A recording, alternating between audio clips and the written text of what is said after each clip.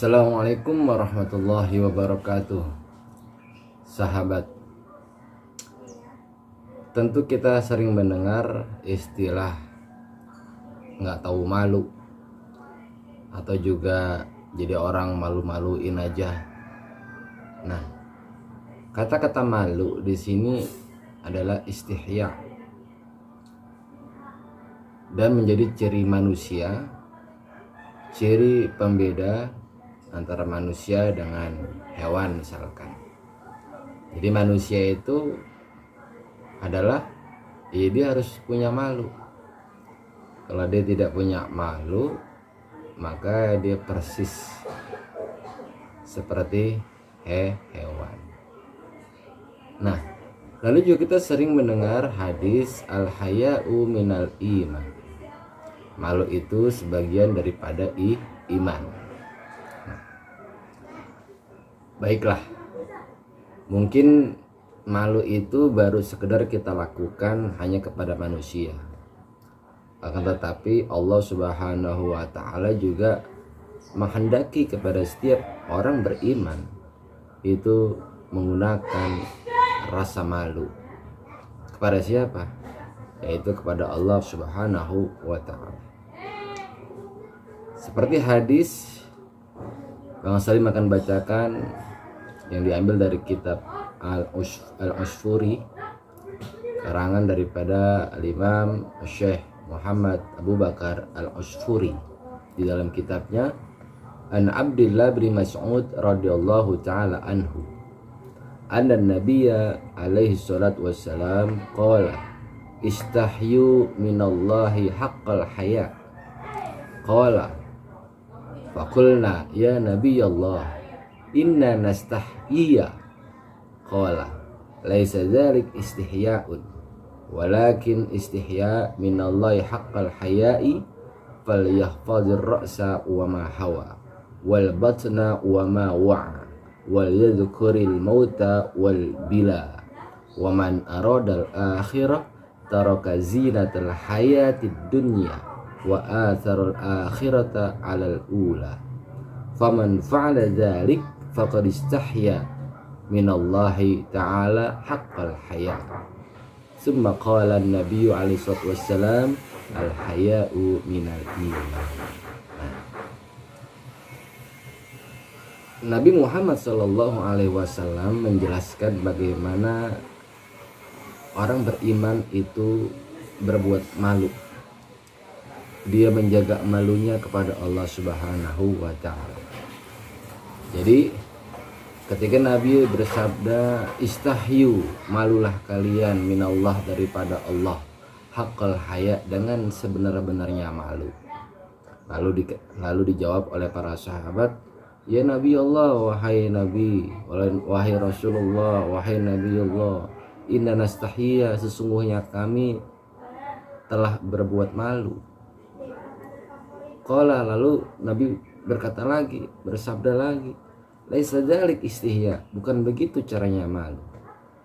Walakin, kata Nabi, walakin istihya minallah haqqal haya, akan tetapi sebenar-benarnya malunya engkau kepada Allah Subhanahu wa ta'ala, yang pertama falyahfadir ra'sa wa ma hawa, menjaga kepala, menjaga pikiran dengan apa yang ada dalam pikiranmu.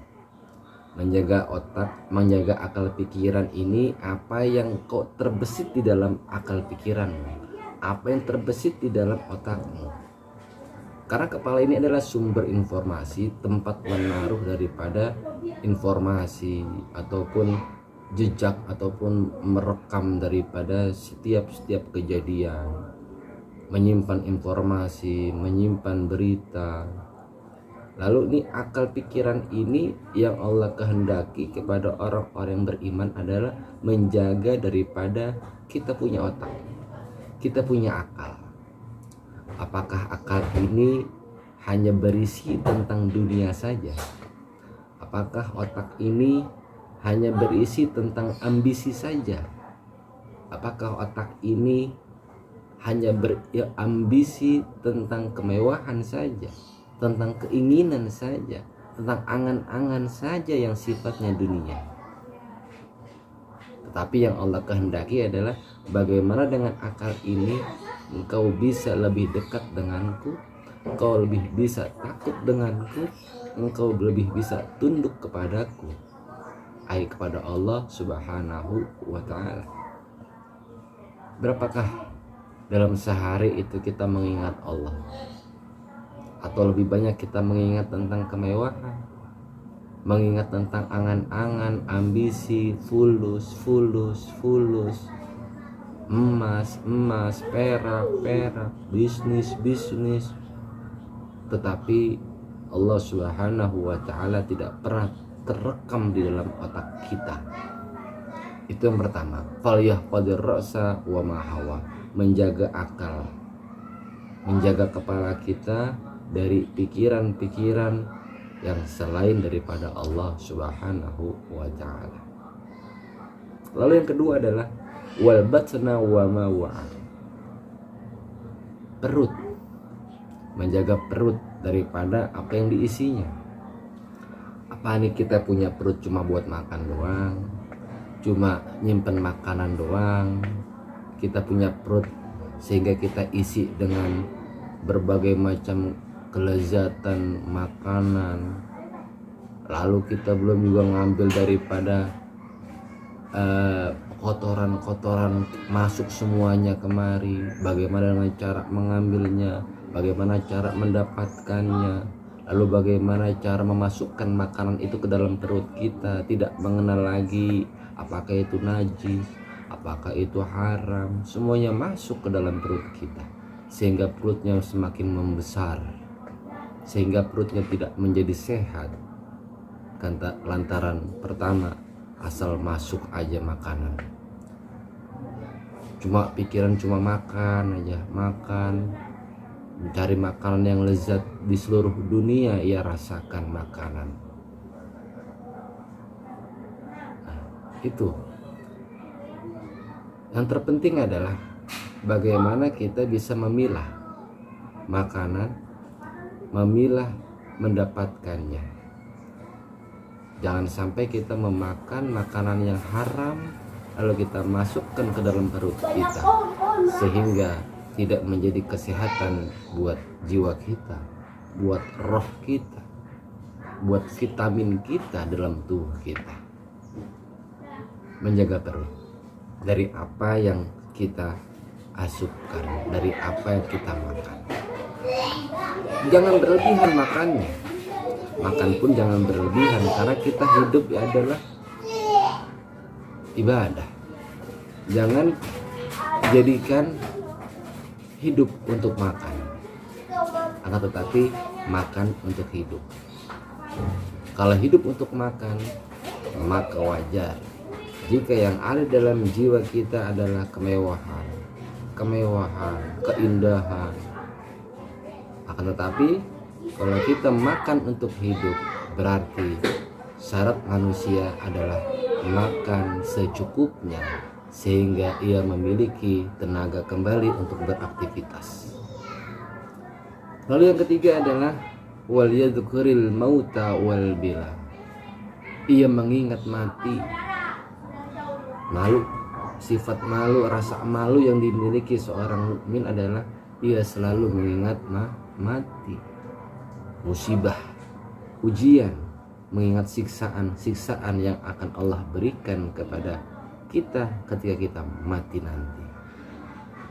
Setiap manusia tentu pasti mati.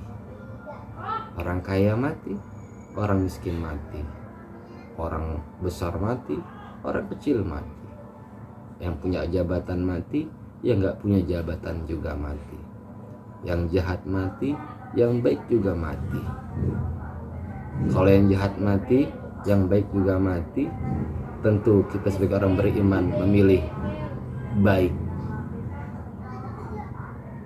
Dan pada akhirnya ketika mati, kita mendapatkan kebaikan apa yang telah kita perbuat. Ingat, kullu nafsin dha'iqatul maut, setiap yang bernyawa pasti akan mati. Itu adalah ciri mukmin. yang ketiga.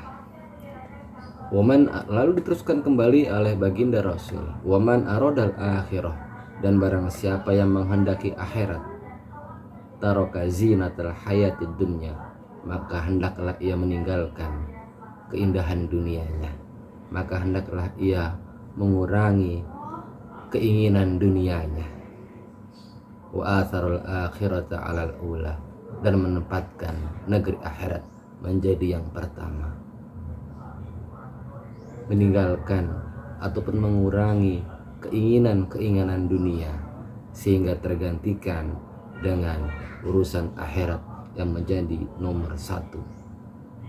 Faman fa'ala dzalik, kata baginda Rasul, dan siapa orang yang berbuat demikian, faqad istahya minallah haqqal haya, sungguh dia telah memiliki rasa malu yang sebenar-benarnya kepada Allah Subhanahu wa ta'ala. Wallahu a'lam bishawab. Assalamualaikum warahmatullahi wabarakatuh.